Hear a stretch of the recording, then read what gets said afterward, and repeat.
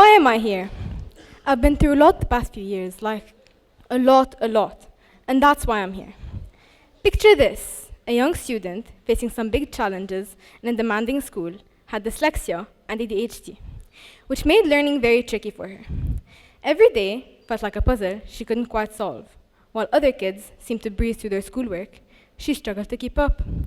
Words danced on the page, numbers jumbled in her head, and sitting still felt like an impossible task. It wasn't that she didn't want to learn. She did, more than anything, in fact, but her brain worked in its own special way.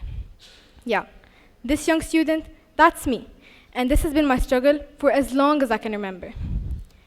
It all started in elementary school, when my teachers noticed I was having trouble keeping up with my schoolwork, and my homework took longer than expected. My grades started to slip. This is when my teachers suggested to my mom that I should take a learning assessment. I spent hours poring over my textbooks, trying to make sense of the words swimming before my eyes. And sometimes I would get so frustrated that tears would stain my cheeks, and I wondered why learning had to be so hard for me.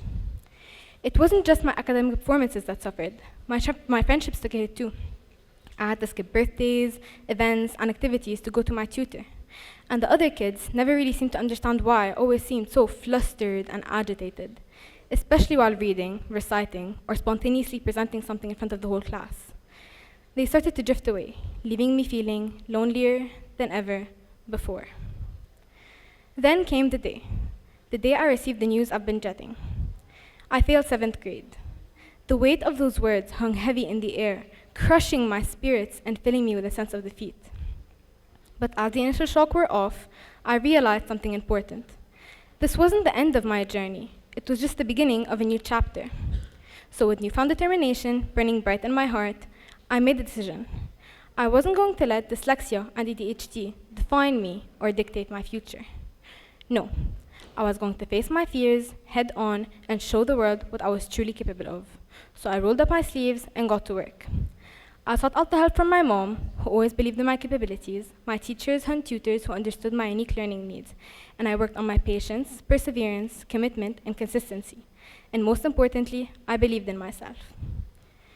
When the time came to repeat 7th grade, slowly but surely, things began to change.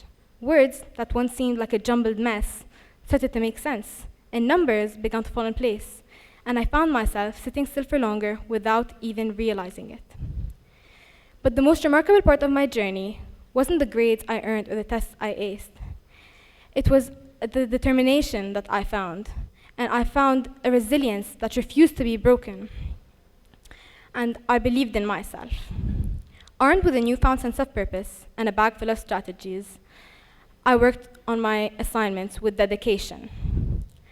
I worked on my assignments with dedication. I sorry.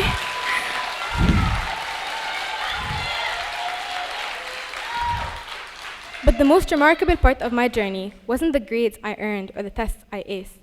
It was the friendships I made along the way. As I opened up about my struggles, I found that some were more than willing to lend a helping hand. And in those moments of connection and understanding, I realized that I was never alone. As I looked back on my journey with a sense of pride, I had faced my fears, conquered my doubts, and emerged stronger than ever before.